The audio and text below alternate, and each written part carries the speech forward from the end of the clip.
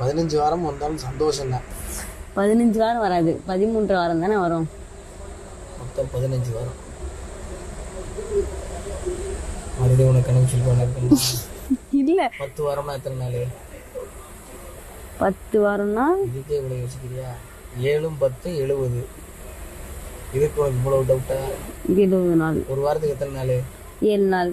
10 வாரத்துக்கு எத்தனை நாள்? 70 நாள். இதுல பாதி எவ்வளவு? 35. 10 35 எவ்வளவு? 45. 100 35 எவ்வளவு? 70 35 எவ்வளவு? 100. 70 35 எவ்வளவு? 100. 70 35 எவ்வளவு? 105. 35. 110. இவ்வளவு மக்கள் இல்ல டக்குன்னு ஸ்ட்ரைக் ஆகுது. 70 ஓ 70 35 105.